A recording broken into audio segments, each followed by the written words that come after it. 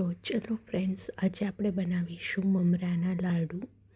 મમરાના લાડુ બનાવવા માટે અમે કનૈયાના મમરા લીધેલા છે. તો આમાં આપણે કોઈ બી મમરા જે વ્હાઈટ આવે એ લઈ શકીએ છીએ. સિમ્પલ જે મમરા આવે છે મેં થોડા એને તડકામાં મૂકી અને થોડા ક્રિસ્પી થઈ જાય એના માટે મૂકેલા હતા. અને એની અંદર અમે એડ કર્યો છે ગોળ, એટલે કે મમરાના લાડુ માટે આપણે ગોળ અને મમરા લઈશું. થોડું પાણીનો ઉપયોગ કરીશું અને સૂંઠ પાવડર પણ ઉપયોગ કરીશું. જુઓ, આમાં મેં 1 વાટકી ગોળ નાખેલો છે અને 3 બાઉલ મમરા અને 1 વાટકી ગોળ અને અડધી વાટકી પાણી. આને આપણે મિક્સ કરી અને એકદમ ધીમા ગેસ ઉપર આપણે આને કરવાનું છે. ચાસણી તૈયાર થઈ જાય એના માટે આપણે ધીમા ગેસ પર હલાવતા જઈશું કન્ટિન્યુ.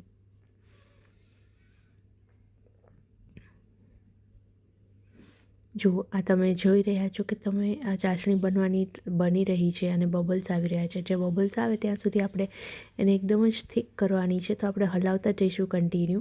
ધીમે ધીમે એને થીક થવા લાગશે. જુઓ, અત્યારે હજુ પણ પાતળી છે, તમે જોઈ રહ્યા છો. તો ધીમે ધીમે એને ચલાવતા જઈશું તો થોડી થીક થવાની, તમને આ ચલાવતા હશો ત્યારે જ તમને ગોળ જે છે એ જાડો થશે. જુઓ, હવે એ થીક થવા લાગી છે. થોડી થીક થઈ જાય તો પછી રેડી થઈ ગઈ છે. આપણે લાસ્ટમાં સૂંઠ પાવડર એડ કરીશું. મિક્સ કરી અને એના અંદર આપણે મમરા એડ કરીશું. ધીમે ધીમે બધા જ મમરા, જે 3 બાઉલ આપણે મમરા લીધેલા હતા એ એડ કરતા જઈશું.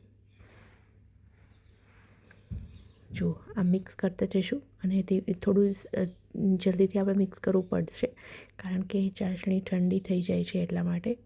તો આ રીતે મિક્સ કરી અને એના લાડુ બનાવવા માટે એકદમ જ બધામાં ગોળ મિક્સ થઈ જાય એવી રીતે હલાવતા જઈશું.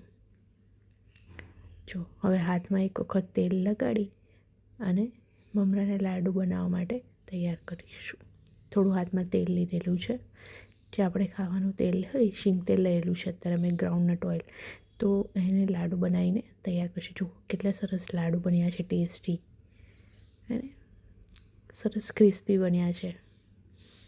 જો, આ લાડુ આ રીતે આપણે ગોળ અને ગરમ હોય ત્યારે જ આપણે ગોળ એને વાળીને તૈયાર કરી દઈશું. નહીં તો ઠંડા થશે પછી તમે એને વાળવાનું કરશો તો એ થશે નહીં. એટલા માટે આપણે ઝડપથી એને વાળવાનું સ્ટાર્ટ કરી દેવું પડશે. જુઓ, કેટલા સરસ લાડુ તૈયાર થઈ ગયા છે ને એકદમ ટેસ્ટી. Thank you.